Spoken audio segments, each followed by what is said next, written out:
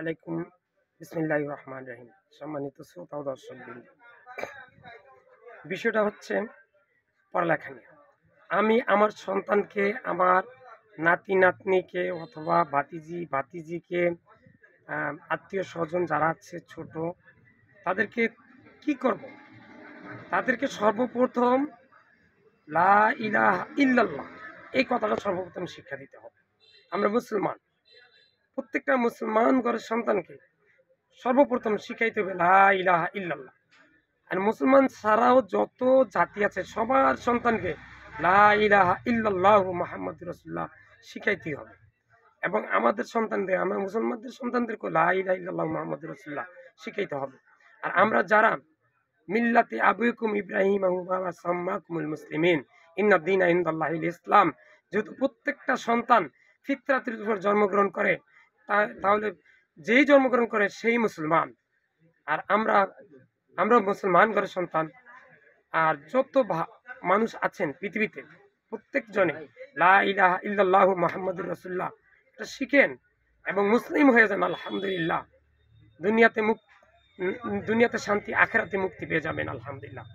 আর আমাদের যাদের মুসলমানদের সন্তান আছেন তাদের সন্তানদেরকে অবশ্যই কোরআনুল কারীম শিক্ষা দিতে হবে, এবং সেটা অর্থ সহকারে, যার যার মাতৃভাষায় অর্থ সহকারে শিখাইতে হবে। আরবিতে পড়বে, আর তার মাতৃভাষায়, বাংলা মাতৃভাষা হলে বাংলাতে মাতৃভাষা অনুসারে শিখতে হবে, হিন্দু হলে হিন্দি ভাষায়, তামিল হলে তামিল ভাষায়, চাইনিজ হলে চাইনিজ ভাষায়, রাশিয়ান হলে রাশিয়ান ভাষায়, তুর্কি হলে তুর্কি ভাষায়।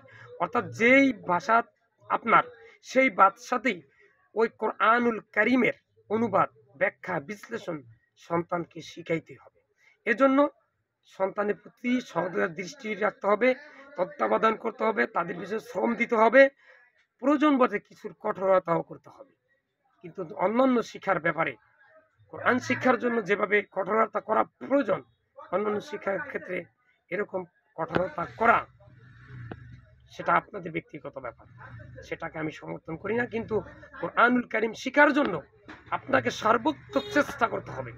প্রয়োজন বোধে প্রতি মাসেও যদি 10,000 করে যায়, এখন 2025 সাল, এখন যদি প্রতি মাসে একটা সন্তানকে কোরআনুল কারীম শিক্ষা দেওয়ার জন্য 10,000 টাকা করে যদি যায়, তারপরেও খরচ করতে হবে। আর আপনার আমার আরেকটি কাজ হচ্ছে যে আমরা হাতে কাজ মুখে সবসময় লা ইলাহা ইল্লাল্লাহ এই কথাটা বলবো। কারণ কি, কখন মৃত্যুর ডাক এসে যায় বলা যায় না। আর প্রত্যেকটা মিনিট সেকেন্ড আপনার আমাকে মৃত্যুর জন্য প্রস্তুত হয়ে থাকতে হবে, যে হতে পারে যে কোনো মুহূর্তে আপনার আমার মৃত্যু হয়ে যেতে পারে। এই জন্য পাপ কাজের মধ্যে থাকা যাবে না, সবসময় লা ইলাহা ইল্লাল্লাহ পড়তে হবে, সন্তানকে মাদ্রাসায় পড়াতে হবে, আর নিজে 5 ওয়াক্ত নামাজ পড়তে হবে। নামাজ ব্যতীত কখনো ঘুমানো যাবে না। আর উজু চলে গেলে আবার উজু করে নিতে হবে। আর একটা কাজ করতে হবে, নিজে 5 ওয়াক্ত নামাজ পড়তে হবে এবং মসজিদে নামাজটা আদায় করতে হবে। আর বাড়িতে মা বোন যারা আছে, ছেলে মেয়ে যারা আছে, তাদেরকে নির্দেশ দিতে হবে নামাজ পড়ার জন্য।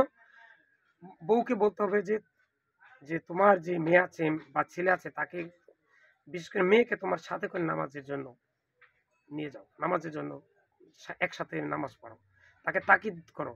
এবং আমরা যারা আছি তারা একজনে দৈনিক কম করে 4 থেকে 5 জন বা 10 জন করে মানুষকে নামাজের জন্য দাওয়াত দেব এবং নামাজের জন্য মসজিদে থেকে নিয়ে যাব। এই কাজটা কিয়ামত পর্যন্ত চালিয়ে যেতে হবে। এবং এই দাওয়াতটাও দিতে হবে যে ভাই, হাতে কাজ মুখে লা ইলাহা ইল্লাল্লাহ, যার সাথে দেখা হইবে তাকে আসসালামু আলাইকুম বলে বলতে হবে যে ভাই, হাতে কাজ মুখে লা ইলাহা ইল্লাল্লাহ। যদি কাউকে দেখেন যে সিগারেট টানে, বলতে হবে ভাই সিগারেটটা খাওয়া যাবে না। কাউকে যদি দেখেন যে হাতা জর্দা এগুলা খাইতেছে, ভাই এগুলা খাবেন না। কাউকে যদি দেখেন যে মুখে দাড়ি নেই, বলতে ভাই দাড়িটা একটু রাখেন। আর আপনার অধীনস্থ যত লোক কাজ করে তাদেরকে বলবেন যে 5 ওয়াক্ত নামাজ পড়ার জন্য। অর্থাৎ যার সাথে দেখা হয় তাকেই বলবেন 5 ওয়াক্ত নামাজ পড়ার জন্য এবং হাতে কাজ মুখে লা ইলাহা ইল্লাল্লাহ পড়ার জন্য।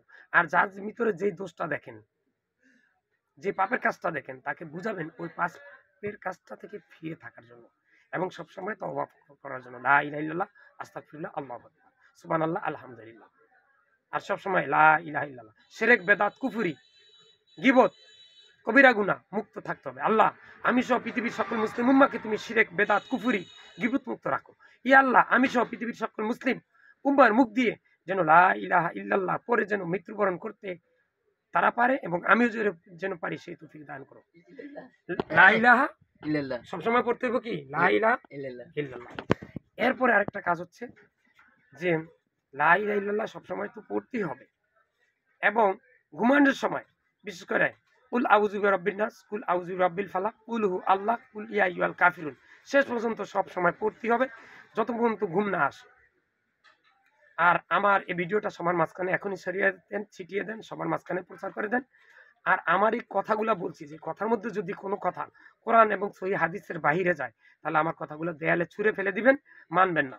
কারণ কি, আমি কিয়ামতের দিন আসামের কাঠগড়ায় দাঁড়াতে চাই না, আল্লাহ পাক যেন আমাকে দান না করে। আর আমার কথা যদি কোরআন এবং হাদিসের বাইরে হয়, ভাই আমার কথাগুলো মানবেন না, ভাই ছেড়ে ফেলে দেন, মানবেন না। আর যেটা কোরআন এবং সহিহ হাদিসের আলোকে হয়, সেটা অবশ্যই মানতে চেষ্টা করবেন, এবং সবাইকে মানার জন্য বলবেন। আর ভিডিওটা সবার মাঝখানে প্রচার করে দেন। আমার এটা যেন মৃত্যু পর্যন্ত সদগায়ে জারি হিসেবে থাকে, এবং মৃত্যুর পর কবরের মধ্যে যখন থাকি, কিয়ামতে মাঠে উঠা পর্যন্ত যেন সদগায়ে জারি হিসেবে যেন আমার ভিডিওটা যেন নেকের অংশ যেতে থাকে, এবং আমার ভিডিওটা যেন আল্লাহ পাক কিয়ামত পর্যন্ত চালু রাখে। আমার 5 থেকে 10,000 20,000 ভিডিও যে আছে এবং পোস্ট আছে হাজার হাজার, এগুলো যেন কিয়ামত পর্যন্ত মানুষের মাঝখানে রেখে দেয়। এটা আমি আল্লাহর কাছে চাইতেছি, আল্লাহ সদগায়ে জারি হিসেবে কিভাবে রাখো, কেমনে রাখো, কোন ফায়াকুন তুমি যা ইচ্ছা তাই করতে পারো। আল্লাহ আমার এই ভিডিওটা এখন 2025 সাল চলে, আল্লাহ কিয়ামত কখন হবে আমি জানি না, কখন পৃথিবী ধ্বংস হবে আমি তা জানি না। আল্লাহ আমার এই ভিডিওটা কিয়ামত পর্যন্ত সোশ্যাল মিডিয়ায় মানুষ লক্ষ লক্ষ হাজার হাজার বিলিয়ন ট্রিলিয়ন মানুষ যেন দেখে, এবং তারা আমার এই কথাগুলো শুনে যেন আমল করে, তারাও যেন পরকাল লাভবান হয়। আল্লাহ সেই তৌফিকটা দিয়ে দিও।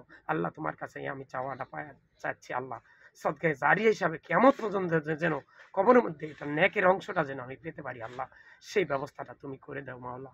তুমি বলছো আল্লাহ তোমার কাছে যে যা চায় তুমি তা দাও, আল্লাহ আমি তোমার কাছে এটাই চাচ্ছি। আর এটা চাচ্ছি আল্লাহ তুমি আমাকে শাস্তিবিহীন জান্নাত দিও।